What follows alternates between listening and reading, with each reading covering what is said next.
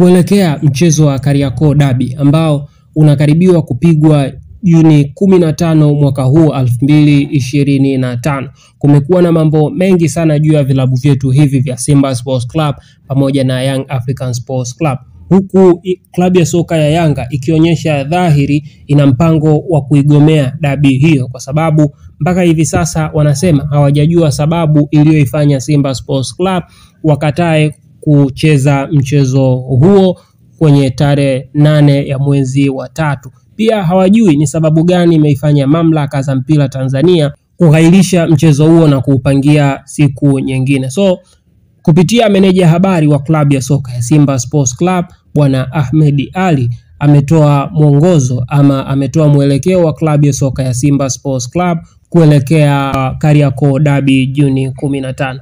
Ahmed Ali anasema kwamba malalamiko ya Simba Sports Club yalikuwa ni uvunjwaji wa kanuni, na wao kama Simba Sports Club kama taasisi walituma taarifa kwa uongozi wa mpira wa miguu Tanzania, tunazungumzia TFF, wakitaka klabu ya soka ya Young African Sports Club ifuate kanuni, hususan ile ya kuwaruhusu kufanya mazoezi kwenye uwanja siku moja kabla ya mechi. So mamlaka zikaamua kufuta mchezo huo kutokana na ukiukwaji wa kanuni na muda wa kusolve tatizo hilo ulikuwa mdogo.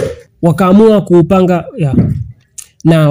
kuupanga mchezo huo kwenye tarehe nyingine ambayo imetangazwa hivi juzi, ni itakuwa tarehe 15 ya mwezi wa 7 mwaka huu. Ahmed Ali amesema kwamba wao kama Simba Sports Club Juni 15 Mungu akipenda watakuwa uwanjani Benjamin Mkapa, lakini pia ameweka msisitizo kuwa ni lazima tarehe 14 ya mwezi wa 7 wafanye mazoezi kwenye uwanja wa Benjamin Mkapa, na kama itakuwa vinginevyo, kama Young African Sports Club watafanya kama walichokifanya kwenye tarehe 7 ya mwezi wa 3, basi wao hawatacheza tena. So hayo ni yale ambayo yamesemwa na afisa habari wa klabu ya soka ya Simba ndugu Ahmed Ali kuelekea kwenye mchezo wa derby. Una maoni gani ndugu mwanamichezo kwenye taarifa hii? Tuandikie kwenye comment section. Unahisi klabu ya soka ya Young African Sports Club wataingia uwanjani ama watakimbia kama walivyokimbia Simba Sports Club kwenye mechi ya tarehe 8? Usisahau kulike, subscribe na kushare.